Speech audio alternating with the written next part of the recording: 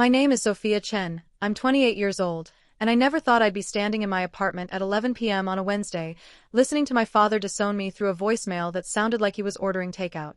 No emotion. No explanation. Just, don't come back. We're done here. If you've ever had a moment where everything you thought was solid just shattered, hit that like button. You're going to want to stay for what happened next. Let me rewind 6 months. I'm not just my father's daughter. I'm the architect of Chen Digital Holdings, a private equity firm my dad started 20 years ago that I rebuilt from the ground up after getting my master's in cybersecurity. We manage portfolios worth 8 figures, specializing in tech startups and digital real estate. My job? Chief Security Officer. I designed every firewall, every authentication protocol, every password hierarchy. I set up the offshore accounts, the cryptocurrency wallets, the encrypted communication channels my father used to close deals from Singapore to Sao Paulo. But here's what made me invaluable. I wasn't just securing our assets. I was the only one who truly understood how modern digital wealth works. My father, brilliant with people, a genius negotiator, but he still writes his passwords on post-it notes. Then came my younger brother, Marcus.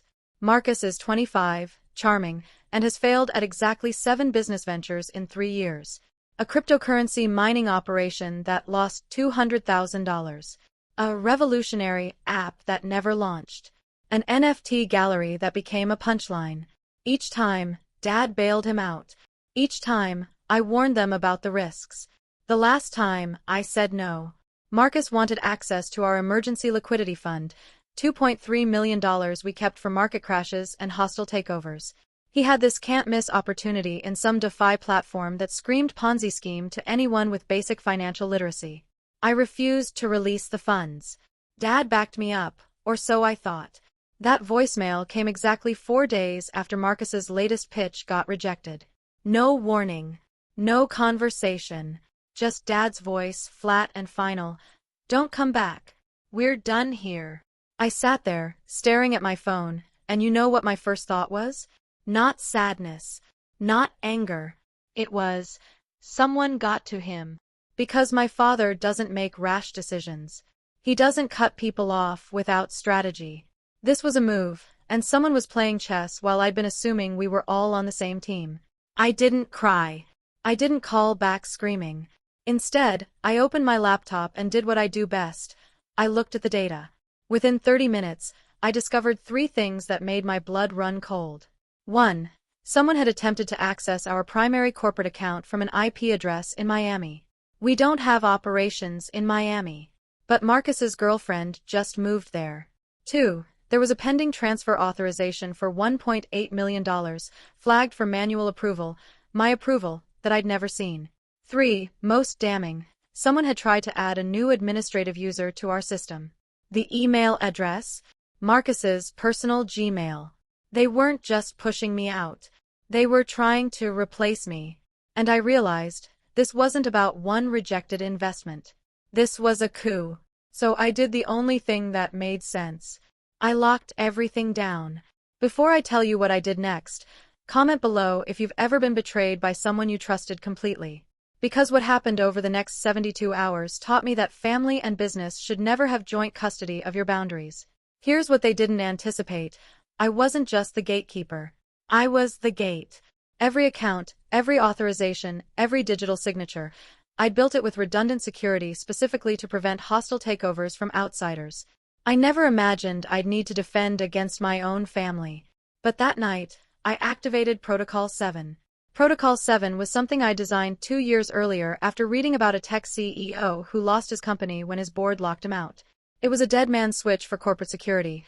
If triggered, it froze every account, required 2-factor authentication for my personal devices for any transaction over $10,000, and sent encrypted backups of all financial records to 3 separate secure locations that only I could access. I also removed Marcus from every distribution list, revoked his building access credentials, and changed every password he might have known. Then I waited. 6:47 a.m. The calls started. First, Marcus. Then Mom. Then Dad, 3 times in a row. Then their lawyer, Richard Sterling, a man I'd known since I was 12, who taught me how to play chess and told me I had a brilliant tactical mind.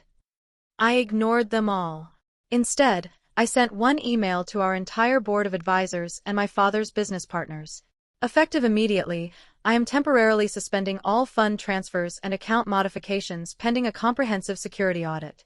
This is standard protocol following suspicious access attempts. All legitimate operations will resume within 72 hours. Sophia Chen, CSO. Professional. Neutral. Unassailable. My phone erupted. By noon, I started getting texts from extended family. Aunt Linda. My cousin James.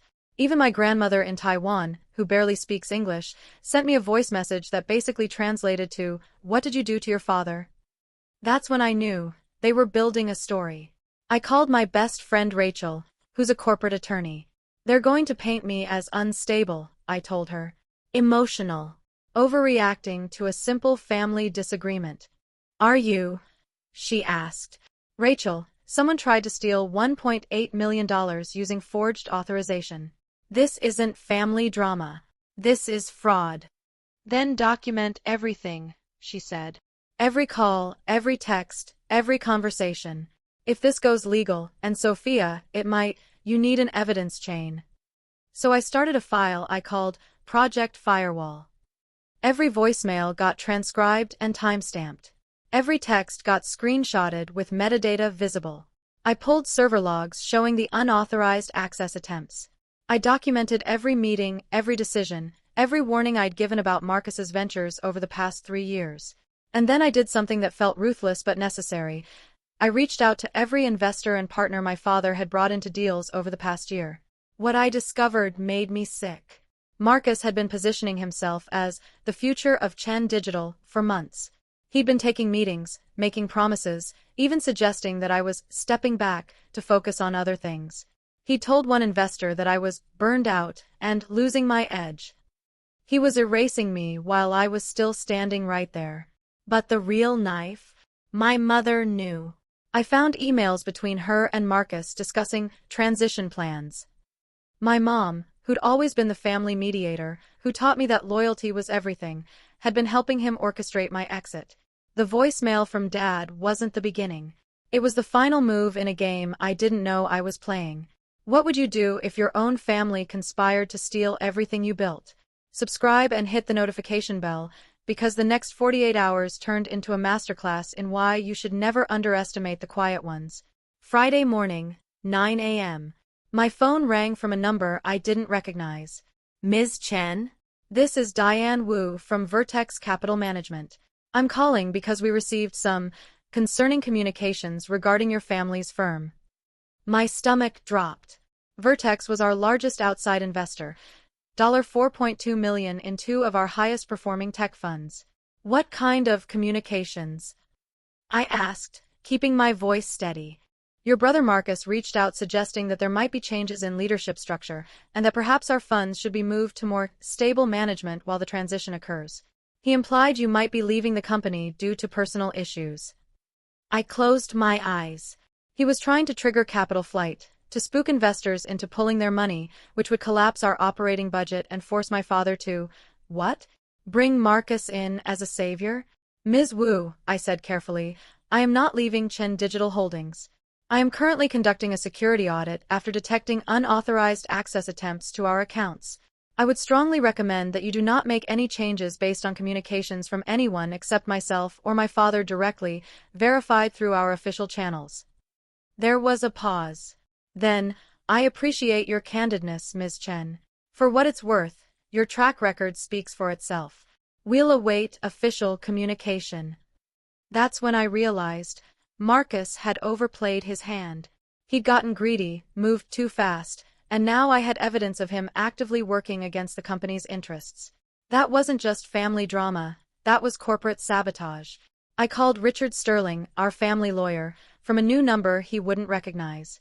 He answered on the first ring. "Sterling and Associates." "Richard, it's Sophia. Don't hang up." Silence. Then, "Your father instructed me not to speak with you. And yet you took my call from an unknown number instead of letting it go to voicemail. Which tells me you have questions about what's actually happening here." Another pause. I've been practicing law for 33 years, Sophia. I've seen family businesses implode more times than I can count. Usually, it's because someone mistakes loyalty for competence. I have server logs showing attempted unauthorized access, I said quietly. I have emails proving Marcus has been misrepresenting my status to investors. I have transfer authorizations I never approved. And I have a voicemail from my father that says, "Don't come back," with zero legal documentation supporting any change in my corporate authority. Jesus, he muttered. You know me, Richard. You know my work. So I need you to ask yourself, does any of this sound like I'm the unstable one? What do you need? He asked finally. I need a witness. I'm calling a mandatory board meeting under Article 7 of our operating agreement, the one that allows any executive officer to demand an emergency review in cases of potential fraud or fiduciary breach. I need you there as counsel, and I need you neutral. Your father will fight this. My father will attend, or I'll file a formal complaint with our corporate auditor and every regulatory body that oversees our investments. This can be a family conversation, or it can be a legal war. His choice. What happened in that conference room changed everything. If you're still with me, drop a comment with a fire emoji, and I promise, you're going to want to hear how this ends. The meeting happened on Monday at 2 p.m. in our downtown office, a glass and steel tower where I'd spent countless late nights building the systems they were now trying to take from me. Present.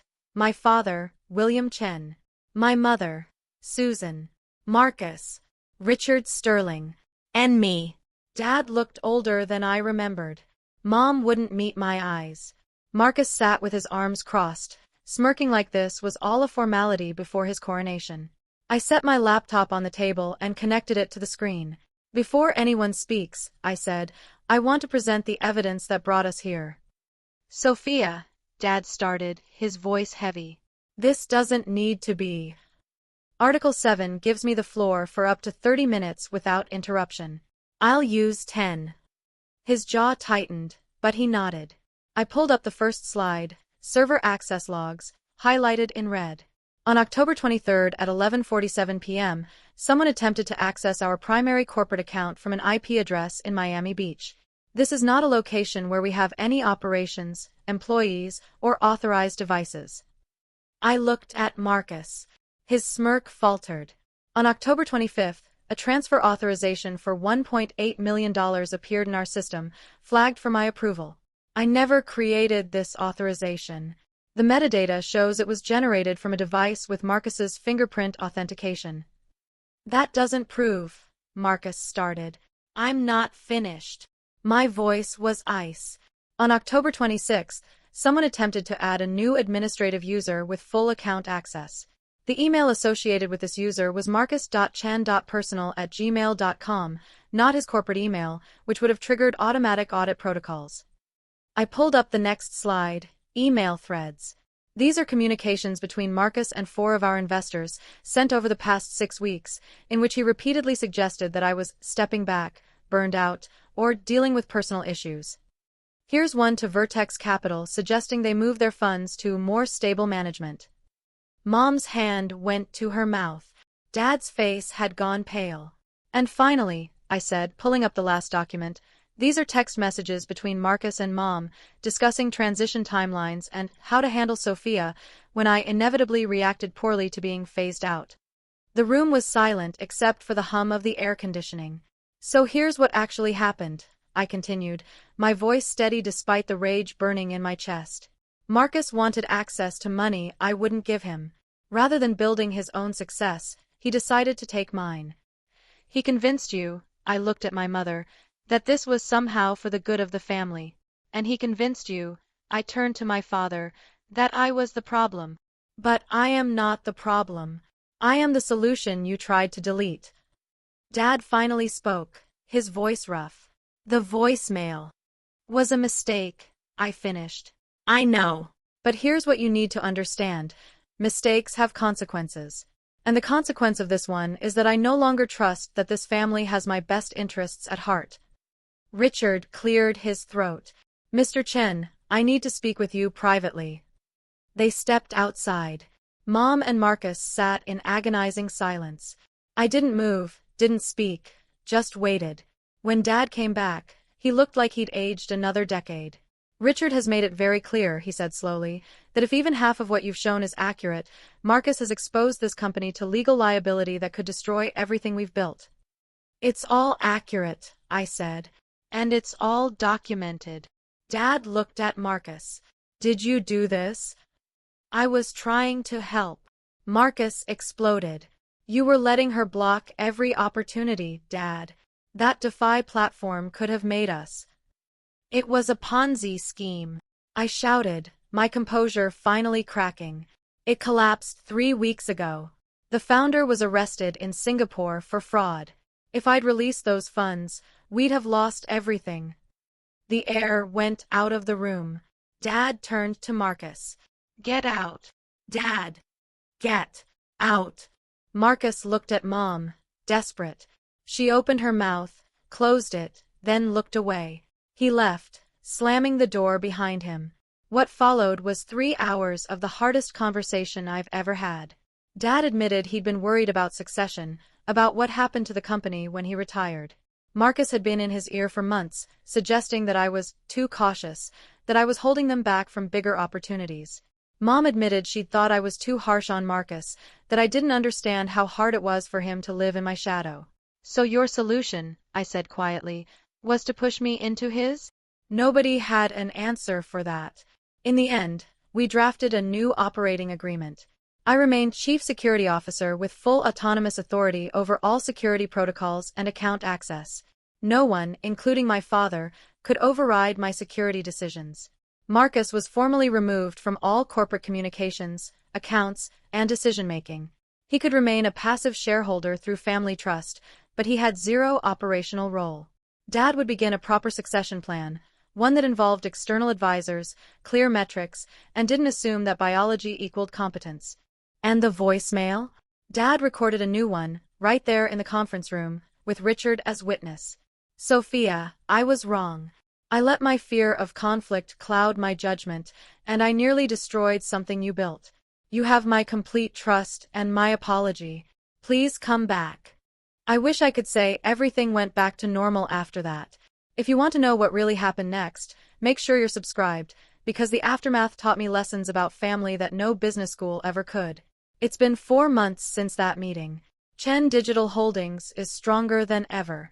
We closed 2 major deals in Q4, and I just hired an assistant CSO, someone I'm actually training to potentially succeed me someday, with proper mentorship and accountability. Marcus. Last I heard, he's working at a startup in Austin. We don't talk.